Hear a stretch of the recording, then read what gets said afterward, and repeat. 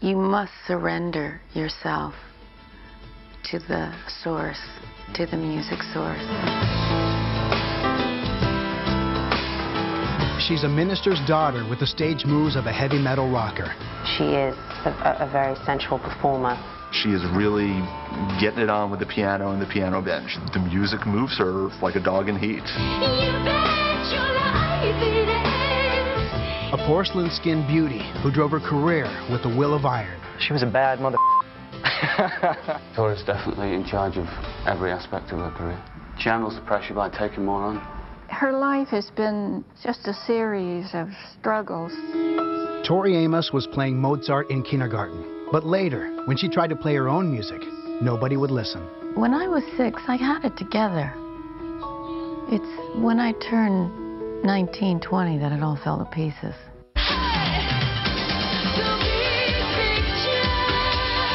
Her debut album nearly destroyed her reputation. Why Can't Tori Read was not well received. They couldn't even sell them for 50 cents. That's gross!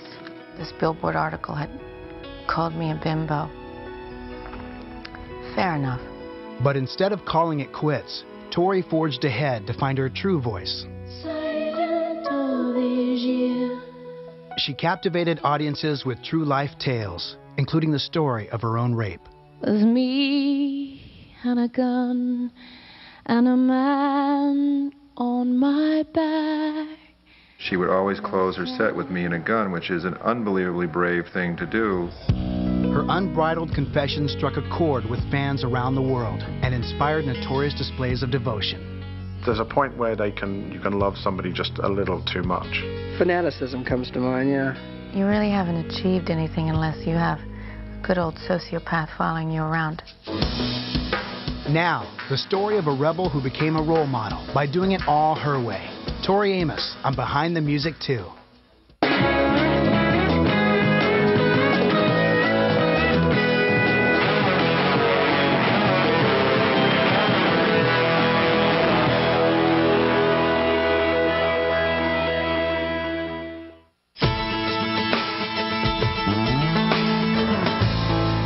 'Thousands of adoring fans around the world, Tori Amos isn't just a pop star. She's a close friend whose songs reveal her deepest joys and longings.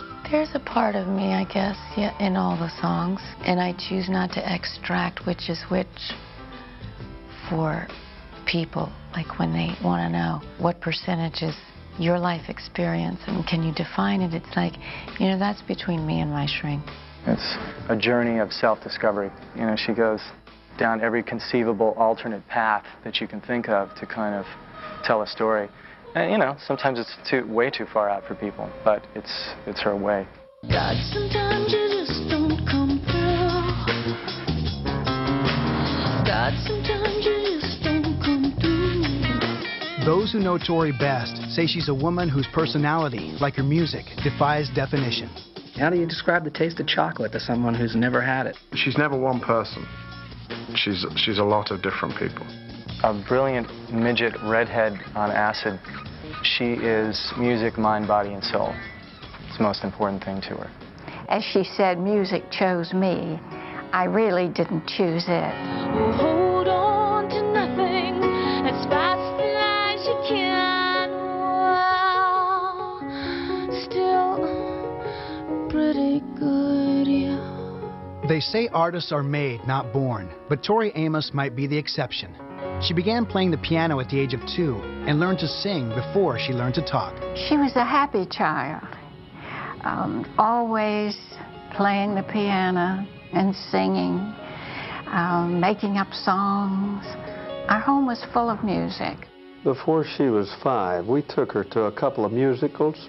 After she had been to those musicals, she came in and played the whole score on the piano.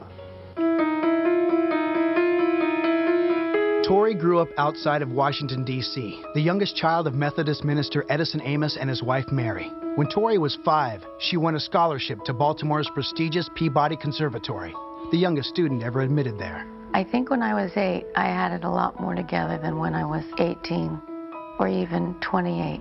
There was something that I've always been trying to capture again. As a child, Tori set her own agenda, By age 11, she was mixing Led Zeppelin and the Beatles with Bartók and Beethoven. The professors at Peabody were not amused. You did classical or you weren't accepted. And therefore, she says they kicked her out. Actually, she didn't get her scholarship again.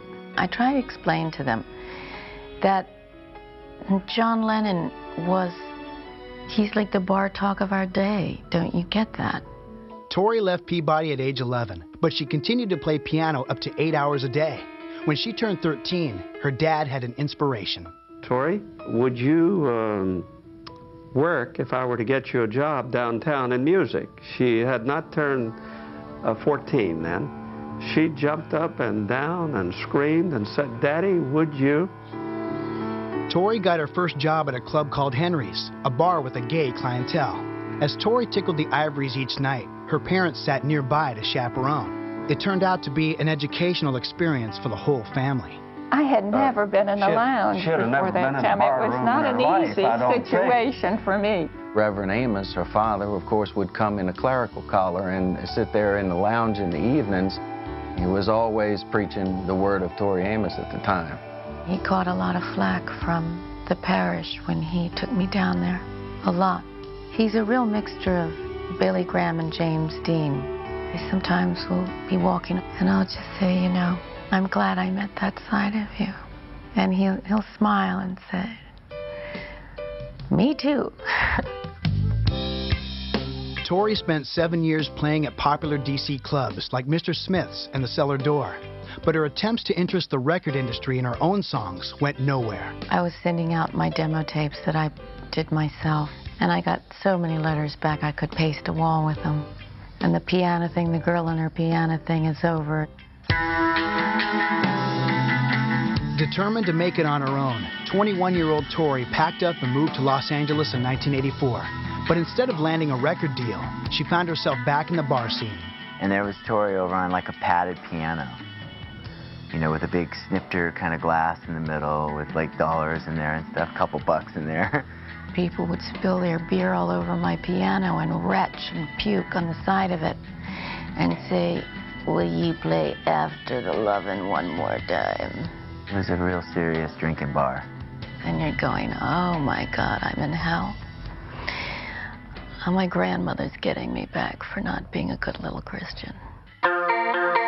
In '87, Tori, future Guns N' Roses drummer Matt Sorum, and guitarist Steve Caton put a band together, mixing a trendy new wave sound with an even trendier big hair look. They called the band Why Can't Tori Read? Tori didn't play piano. She mainly stood there and sang and then had a little string synthesizer. She had these big boots on, and her hair was all crazy. I wasn't really finding a piece of me. I was trying to cop a piece of what was being signed at the time. But when Atlantic Records offered Tori a record deal in '87, she snapped up the chance.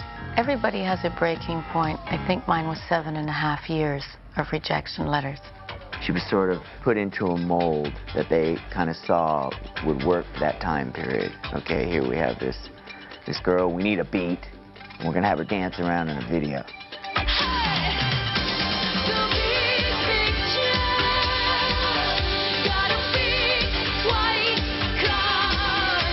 Tori's debut album, Why Can't Tori Read, was released in 1987 and bombed miserably. Tori still quotes a negative Billboard review she felt wounded by.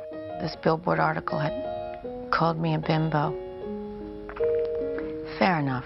Why Can't Tori Read? You can look back and see there was like a little bit of a spark there, but it was basically third-rate Pat Benatar.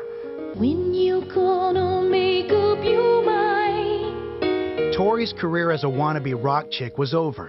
Her real career was about to begin. Everyone goes through a phase where you want to be something you're not. I'm a hunter. But I just had to decide, will I hunt anything? Coming up, Tori lets her hair down. Instead of putting all my content in my hairspray, and I decided to put it in my work. Then she shares a terrible truth. Usually people, end with the, hey, let's go with the hit. And she ends with an a cappella song about, rape. When BTM2 continues.